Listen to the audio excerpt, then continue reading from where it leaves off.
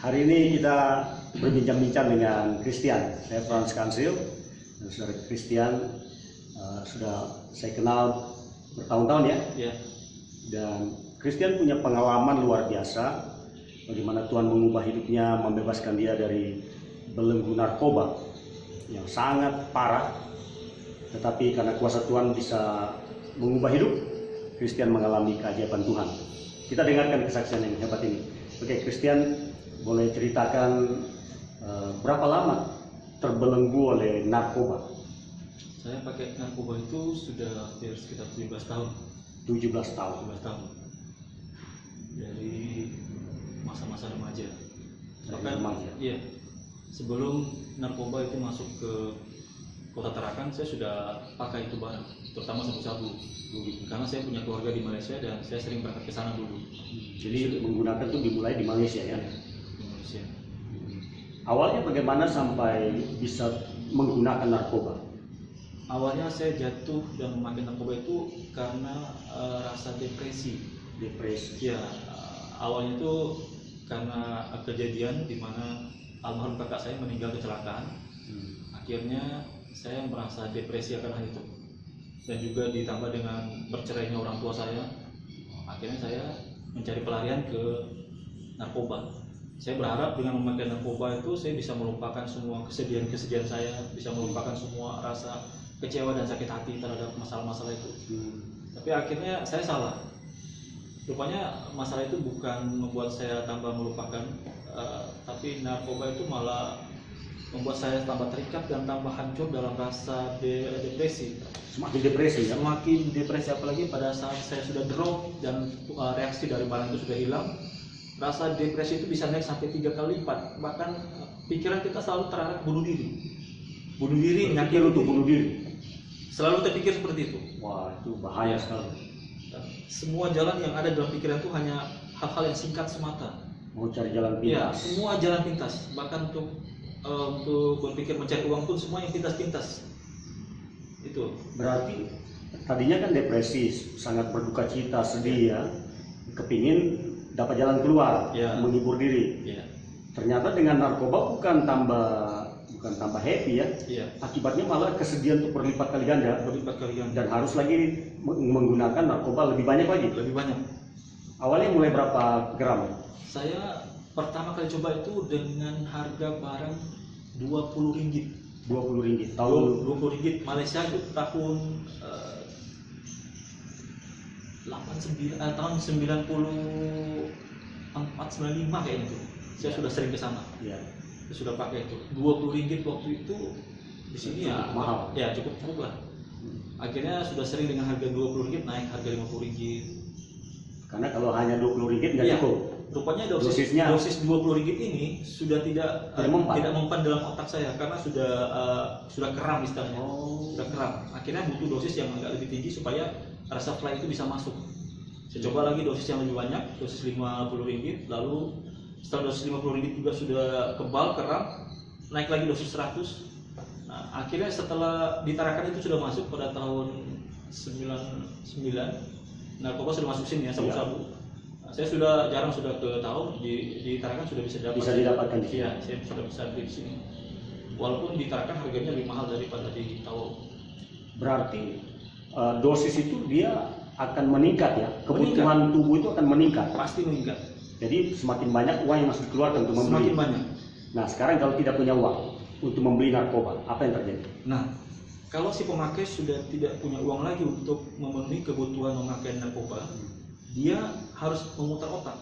Nah, salah satu cara yang paling umum dipakai orang biasanya merubah diri menjadi penjual. Menjadi penjual, pengedar. Pengedar. Nah, nanti setelah dia jadi pengedar, dia pasti naik lagi menjadi bandar. Jadi bandar. Ya, karena kebutuhan memakai ini semakin besar, uang yang perlu diperlukan juga semakin besar. Harus jadi bandar. Itu sudah target. Supaya lebih mudah mendapatkan barang-barang itu kan? Iya, jadi dia harus. Nah, secara efek daripada narkoba ini kepada diri Christian, apa dampaknya? Dampak efek kerusakan. Ya, betul. Yang paling besar itu kerusakan pada saraf otak pikiran saya. Saraf otak Ya, pikiran. saya menjadi orang yang sangat sulit untuk fokus fokus dalam banyak hal, fokus pada pekerjaan, pikiran, atau fokus pada hal-hal lain itu maksimal saya bisa fokus hanya 30 menit. Lebih daripada itu sudah kacau. Pasti kacau. Apalagi pada saat berdoa itu, waduh, di situ serangannya sudah luar biasa. Mau berdoa aja susah ya? Berdoa pun susah. Kadang kita harus maki-maki diri sendiri, saking jengkelnya kita mau cari titik fokus ini. Wah, Iya. pergumulan berat. Juga efek lain itu dibuat jadi pelupa. Daya ingat yang sangat rendah sudah sangat menurun. Merusak saraf-saraf Ya. otak, sel-sel otak. Ya, dan tingkat emosi yang sulit dikendalikan.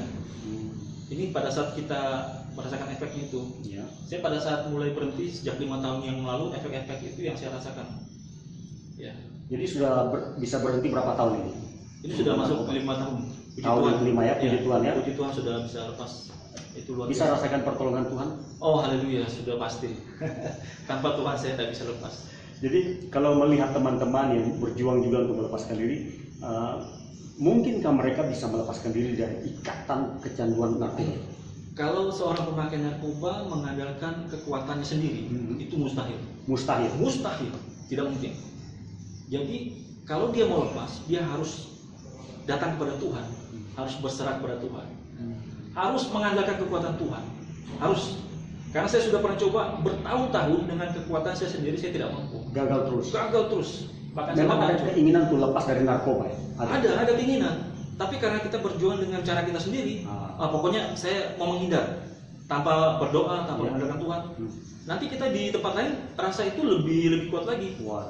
Iya, bahkan kita bersembunyi di hutan pun rasa itu menyuruh kita keluar hutan, cari barang itu. Wah, luar biasa. Dan kita didogma menjadi seorang pendusta. Itu ahli sekali berdusta, memakai narkoba itu. Jadi orang-orang yang menggunakan narkoba ini memang jurusannya memang jadi sarjana dusta ya. Ahli dalam berdusta ya. Coba ceritakan bagaimana tuh kondisi orang yang terlibat narkoba atau candu narkoba. Iya. Bagaimana hubungannya dengan dusta-dusta ini?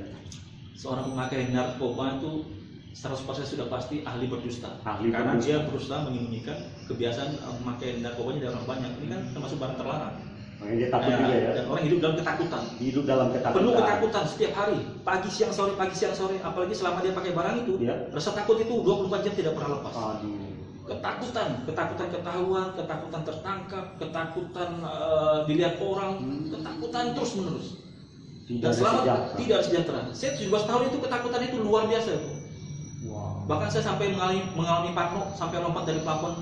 Ada waktu tertentu saya mengalami ketakutan yang luar biasa.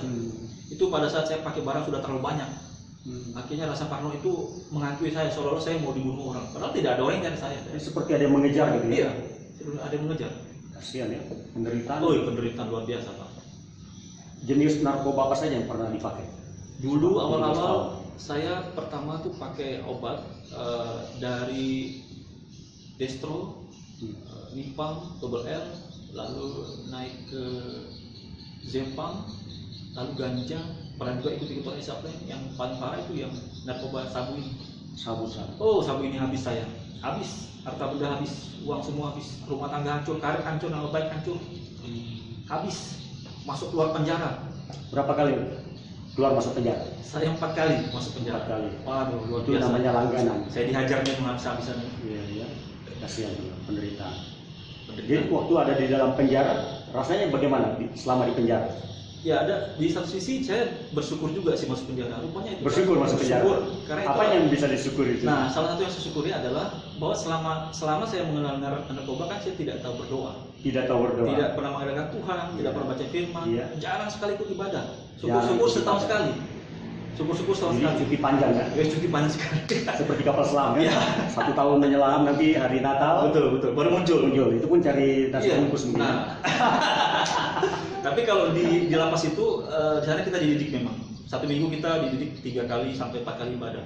3 sampai 4 kali Iya. di lapas ikut kebaktian. Kebaktian terus menerus. Bagus ya. Ya, Itu yang disyukuri ya. ya, itu yang saya syukuri, dan kita dirutinkan untuk belajar Alkitab tiap pagi kita baca. Luar biasa. Ya, kita juga dikasih kesempatan untuk belajar ikut pelayanan, bawa firman, jadi MC, main musik, song leader, itu semua kita dikasih kesempatan. Itu salah satu yang saya syukuri. Ya. Jadi selama di lapas sempat terlibat pelayanan apa saja? Saya mula-mula itu dipercayakan jadi pengurus gereja, Iya. pegang kunci gereja. Lama-lama saya dipercayakan jadi worship leader, Oke. pemain musik. Lama-lama puji Tuhan saya dipercayakan bawa firman. Bawa firman. Iya. Bisa khotbah ya? Ya saya belajar juga di sana. Oh, luar biasa. Belajar dari sana.